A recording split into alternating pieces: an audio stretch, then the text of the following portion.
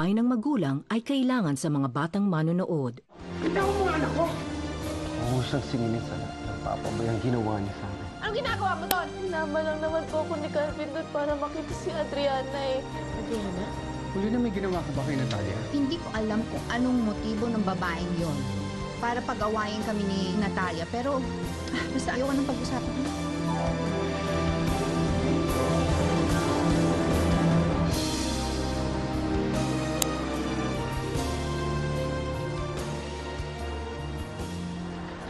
Magandang hapon, La. Hapon, kain. Sige po. Oh, Hola, ano po yung binabasa nyo? ito, magandang balita. May pag-asa pang mabago ang mukha mo, Giselle. Tingnan mo.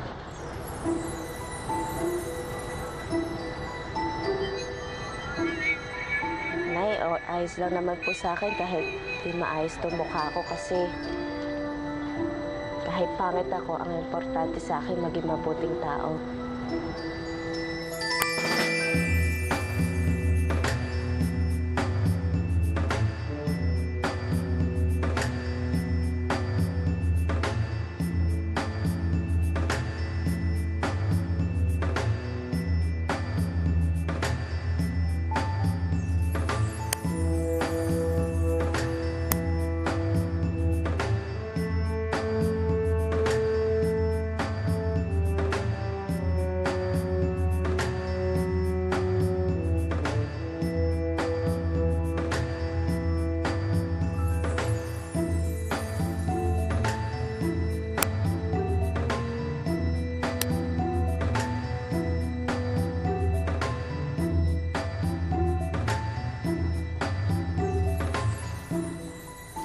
Sige po.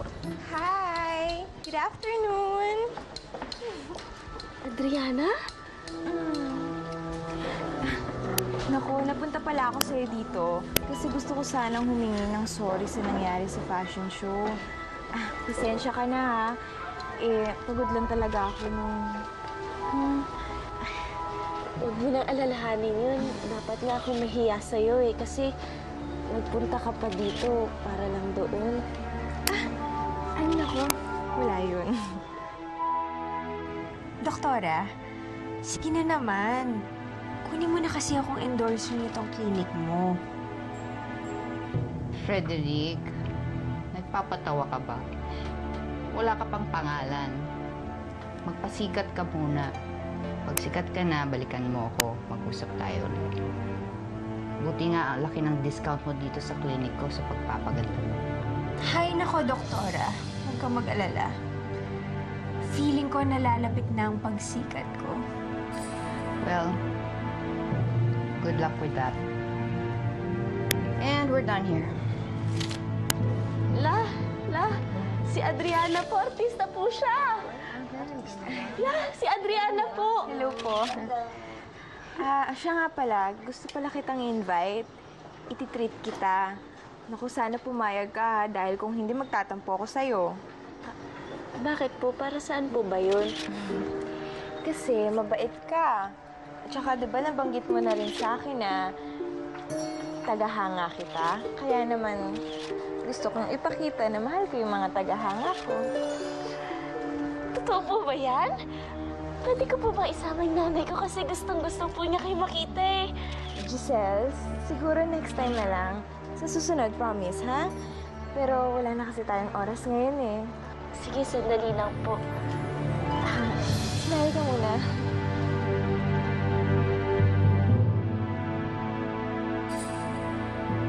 Sa palagay mo ba, hindi na mag-uusisa pa si Carl tungkol sa mga nangyari? Hindi ko alam.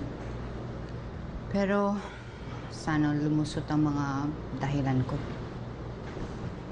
Ano nang gagawin natin kay Natalia? Pumalpak yung balak nating paninira sa klinik niya. Ayaw ko muna isipin yun.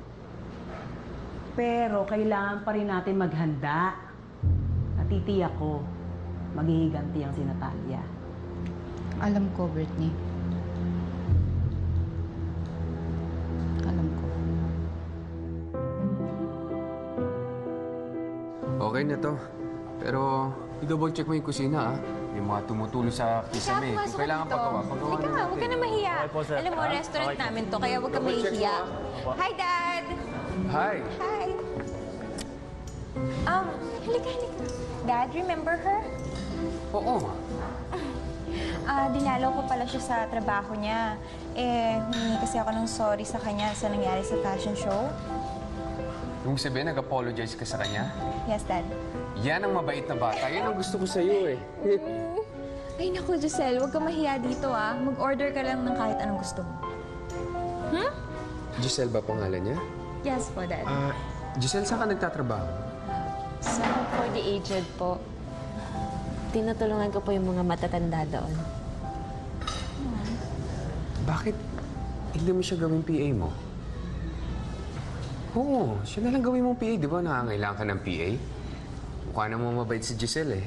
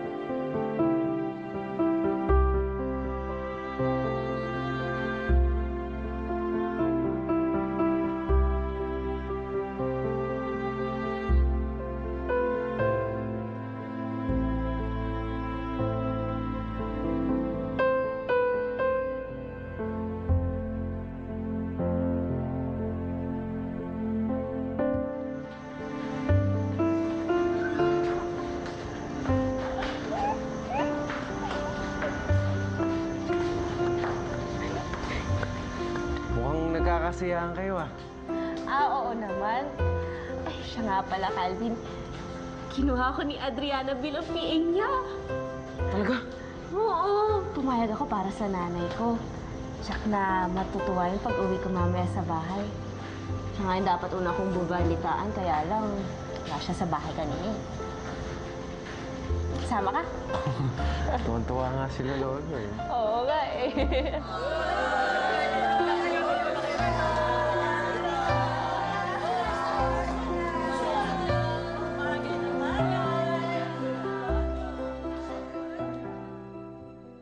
Oo, pare. Long time no see. It's been a while since we last saw each other.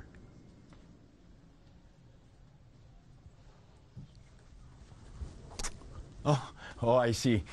Okay lang yun, pare. Alam mo, naging problema eh. Hindi ko alam kasi kung saan kita kukontakin, kaya hindi na kita naimbita sa kasal ko. Oh. Yeah. I'll mention it to Natalia. Sigurado magkakasundo kayo ng asawa ko.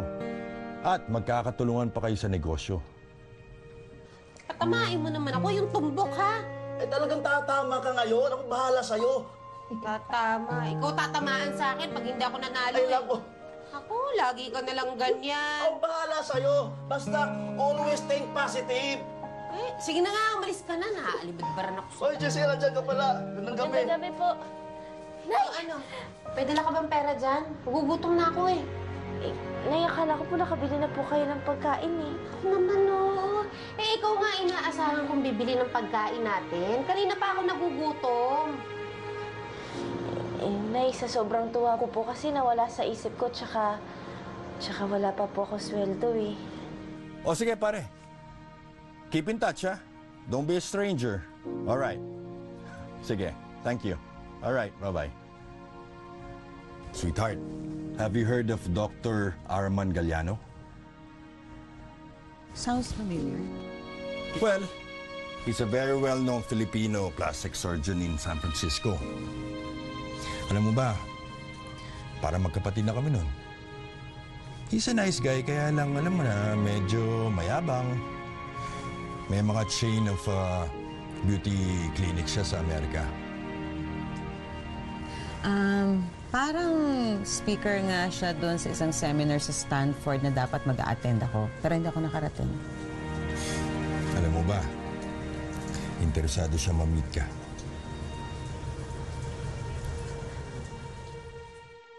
Alam mo, ikaw, halika dito. Hindi ka kasi nag-iisip. Alam mo, maghanap-hanap ka nga ng magandang trabaho para kung makaakit ka naman dito ng perang medyo malaki-laki.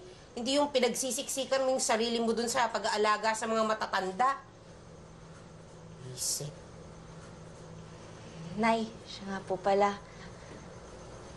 Kinuha po ako ni Adriana na mag-PA sa kanya.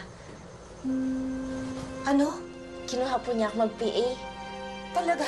Halika dito. Halika, kwentuhan mo ko. Naku, totoo ba yan? Opo. Kanina lang po, kinuha po niya ako mag-PA sa kanya. Naku, talaga nga naman matutupad ng pangarap ko. Talagang makikita ko na si Adriana sa personal. Makakausap ko na siya. Naku, talaga nga naman.